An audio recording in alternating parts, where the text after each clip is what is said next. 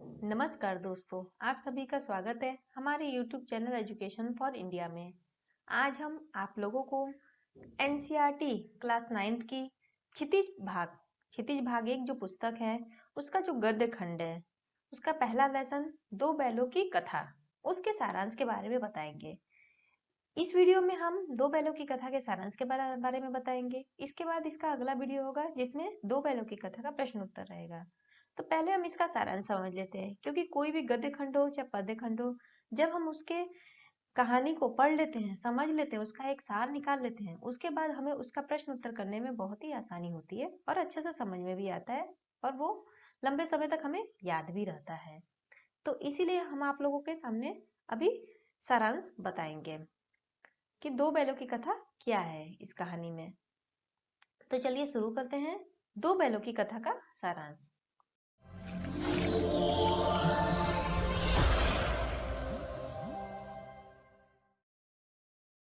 दो बैलों की कथा कहानी मुंशी प्रेमचंद द्वारा लिखी गई है। तो चलिए थोड़ा सा दो लाइन मुंशी प्रेमचंद जी के बारे में जान लेते हैं कि मुंशी प्रेमचंद जी का जन्म सन 1880 में बनारस के लम्ही गांव में हुआ था। उनका मूल नाम धनपत राय था। प्रेमचंद का बचपन बहुत अभावों में बीता और शिक्षा बीए तक ही उनकी हो पाई। और प्रेमचंद की जो प्रमुख कहानियां थी, मानसरोवर जो 8 भागों में संकलित है, सेवा सदन, प्रेमाश्रम, रंगभूमि, कायाकल्प, निर्मला, गबन करनी, गोदान उनके प्रमुख उपन्यास हैं। उन्होंने हंस, जागरण, माधुरी आदि पत्रिकाओं का भी संपादन किया है। सन 1936 ईस्वी में इस महान कथाकार का देहांत हो गया। दो बैलों की कथा के माध्यम से प्रेमचंद जी ने कृषक समाज और पशुओं के भावात्मक संबंध का वर्णन किया है और इस कहानी में उन्होंने यह भी बताया है कि स्वतंत्रता सहज मतलब आसानी से नहीं मिलती, उसके लिए हमें बार बार संघर्ष या कष्ट करना पड़ता है। तो चलिए शुरू करते हैं कहानी का सारांश, दो बैलों की कथा। जानवरों में गधे को सबसे बुद्धिमान माना जाता है। क्यों? क्योंकि वह सबसे सीधा और सहनशील पशु है। वह सुख दुख तथा हानि लाभ दोनों में एक ही समान रहता है। भारतीयों को इसी सहनशीलता तथा सीधेपन के कारण अफ्रीका तथा अमेरिका में अपमान सहन करना पड़ता है।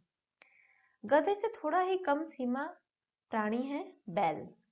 उसका स्थान गधे से थोड़ा नीचा है। क्यों नीचा है? क्योंकि वो कभी कभी अड़ भी जाता है, लेकिन गधे कभी अड़ते नहीं है, वो हमेशा सीधेपन की तरह खड़े रहते हैं। अब झूरी नाम का इसमें एक व्यक्ति है जिसके पास दो बैल है। उन दोनों बैलों का नाम क्या है? हीरा और मोती। हीरा और मोती नाम के दो बैल हैं। वे दोनों ही पछाई जाति के बहुत ही सुंदर, सुडौल और चेकर्स बैल हैं। लंबे समय से एक दूसरे के साथ रहते रहते उनमें आपस में क्या हो गया? उन दोनों बैलों का आपस में प्रेम हो गया था। वे हमेशा साथ साथ ही उठते बैठते थे। हमेशा साथ साथ वो दोनों बैल खाते पीते थे। और उन दोनों पग का बैल का नाम क्या था? हीरा और मोती। वे आपस में एक दूसरे को चाट चाट कर या फिर सूंघ कर अपना प्रेम प्रकट करते थे, एक दूसरे को बताते थे अपने प्रेम को। दोनों आंखों के इशारा से ही एक दूसरे की बात को क्या करते थे? समझ लेते थे। झूरी ने एक बार दोनों बैलों को अपने ससुराल भेज दिया। झूरी का ही दो बैल थे, हीरा मोती, तो क्या किया? दोनों बैलों को अपने ससुराल भेज दिया। बेचारे बैल यह समझे कि उनके मालिक ने उन्हें क्या कर दिया? बेच दिया है। इसीलिए वे क्या करते थे? उनके ससुराल जाना नहीं चाहते थे। उन्हें लगता कि मेरे मालिक मुझे बेच रहे हैं। जैसे तैसे वे झूरी के साले, जो झूरी का साला था उसका नाम था गया, गया के साथ चले तो गए, किंतु उनका वहां मन नहीं लग रहा था, अतः उन्होंने वहां चारा नहीं खाया। रात को दोनों बैलों ने सलाह की और चुपचाप झूरी के घर की ओर चल दिए। सुबह चरनी पर खड़े बैलों को देखकर झूरी बहुत खुश हुआ। घर के तथा गांव के बच्चों ने भी तालियां बजाकर उनका स्वागत किया। झूरी की पत्नी नाराज होकर उन्हें नमक हराम करने लगी। गुस्से में उसने बैलों को सूखा चारा डाल दिया और झूरी ने नौकर से चारे में खली मिलाने को कहा, किंतु मालकिन के डर से उसने खली नहीं मिलाई। दूसरे दिन गया दोबारा हीरा मोती को ले आया।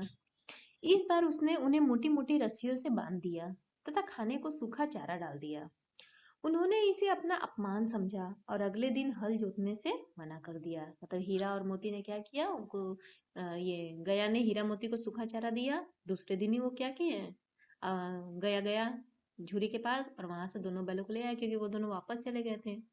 और गया ने सूखा चारा दिया और उसका अपमान किया सूखा चारा देके, इसलिए हीरा और मोती दोनों ने क्या किया, अगले दिन हल जोतने के लिए मना कर दिया।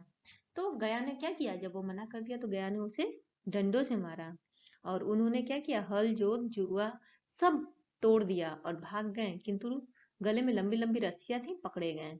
तो जब उन्हें डंडों से मारा तो उन्हें गुस्सा आया और उन्होंने सब कुछ तोड़कर भाग गए। हीरा और मोती दोनों सब कुछ तोड़ के भाग गए, किंतु उनके गले में तो बहुत ही लंबी लंबी रस्सियां थी और वे पकड़े गए। अगले दिन उन्हें फिर से सूखा चारा मिला।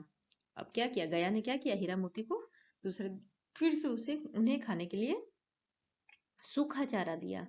शाम के समय भैरव की नन्ही लड़की 2 रोटियां लेकर आई। वे उन्हें खाकर प्रसन्न हो गए। जब शाम हुआ, रात हुआ, तो भैरव की लड़की थी छोटी सी, वो क्या कि 2 रोटी लेके आई और दोनों के मुंह में एक एक रोटी दे दी। ऐसे भी वो सूखा चारा खाते नहीं थे, पेट खाली था। जब उनके मुंह में एक एक रोटी आ गई, उनका पेट तो भरा नहीं, फिर भी उन्हें वो 2 रोटियां एक एक खा के बहुत ही अच्छा लगा। लड़की की सौतेली माँ उसे बहुत परेशान करती थी। मोती के दिल में आया कि वो भैरव तथा उसकी नई पत्नी को उठाकर फेंक दे, किंतु लड़की का स्नेह देखकर चुप रह गए।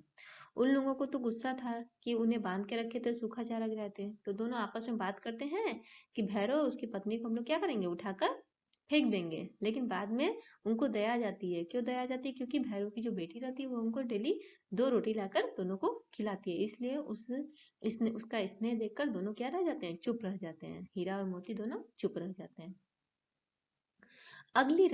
जब अगली रात आती है तो उन्होंने रस्सियां तोड़ाकर भागने की तैयारी कर ली थी।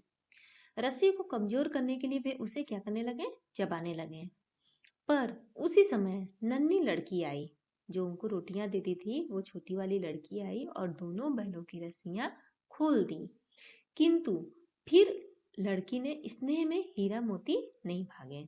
लड़की ने रस्सियां खोल दी, लेकिन हीरा मोती वहां से लड़की के स्नेह से नहीं भाग रहे थे कि अगर हम चले गए तो भैरव उनकी पत्नी क्या करेंगे, लड़की के ऊपर शक करेंगे कि उन्होंने ही हीरा मोती को भगाया, उन पे अत्याचार करेंगे, क्योंकि जो लड़की की माँ थी वो क्या थी, सौतेली माँ थी।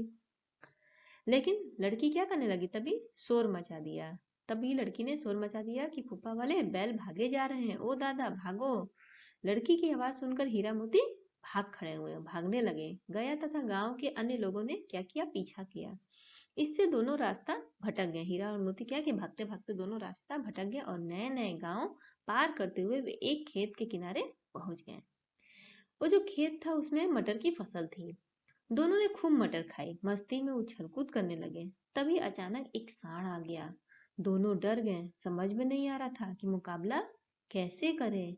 हीरा की सलाह से दोनों ने मिलकर आक्रमण किया। सांड जब एक बैल पर आक्रमण करता है तो दूसरा बैल सांड के पेट में सिंग गड़ा देता।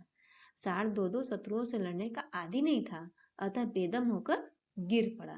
हीरा मोती को उस पर दया आ गई, उन्होंने उसे छोड़ दिया। जीत की खुशी में मोती फिर मटर के खेत में मटर खाने लगा। तब तक 2 आदमी लाठी लेकर आए। उन्हें देखकर हीरा भाग गया, किंतु मोती कीचड़ में फंस जाने के कारण पकड़ा गया और उसे कीचड़ में फंसा देखकर हीरा भी वापस वहीं आ गया और वो भी पकड़ा गया। अब आदमियों ने दोनों को पकड़कर कांजी हाउस में बंद कर दिया। अब ये कांजी हाउस क्या है, कांजी हाउस वो जगह होता है जहां पर इस तरह लावारिस गाय कुत्ता बिल्ली जितने भी जानवर है घूमते रहते हैं, जिनका कोई मालिक नहीं होता है। उनको वो लोग क्या करते हैं, सरकार की तरफ से एक कांजी हाउस बनाया जाता है जिसमें वो सब जानवर को पकड़ के रखा जाता है। तो आदमियों ने क्या किया, दोनों को पकड़कर कांजी हाउस में बंद कर दिया। कांजी हाउस में उन्हें दिन भर कुछ भी खाने को नहीं मिला। वहां पहले से ही बहुत सारी बकरियां भैंसें घोड़े तथा गायें थी। सभी मुर्दों की तरह पड़े थे।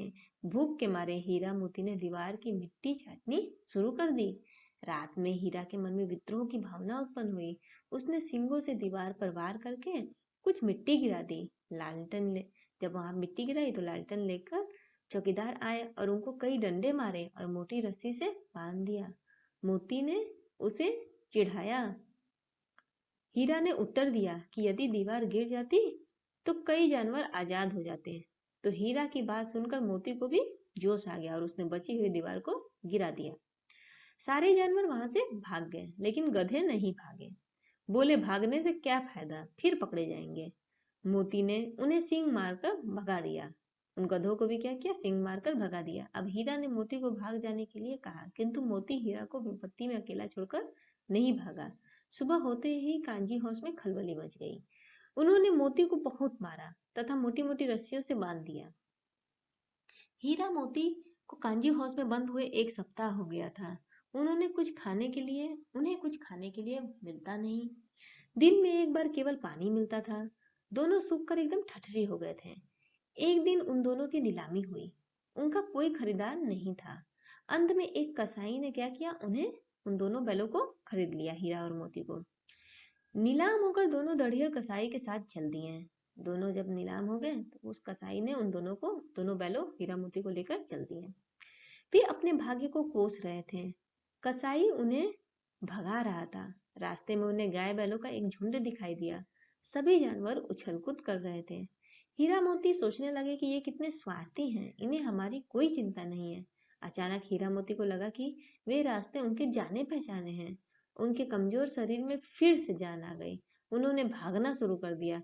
झूरी का घर नजदीक आ गया। वे तेजी से भागे और थान पर खड़े हो गए। झूरी उन्हें देखते ही दौड़ा और उनके गले लग गया। बैल झूरी के हाथ चाटने लगे।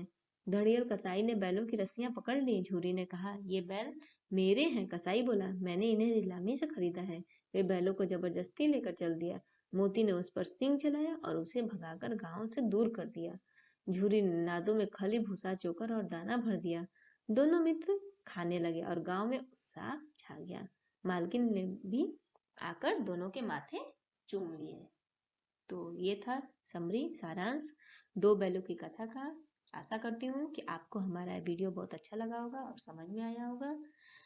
तो इसके बाद हम आप लोगों को इसका प्रश्न उत्तर नेक्स्ट वीडियो में देंगे। तो आप लोग ये वीडियो देखकर उस नेक्स्ट वीडियो को जरूर देखिएगा जो हम अपलोड करेंगे।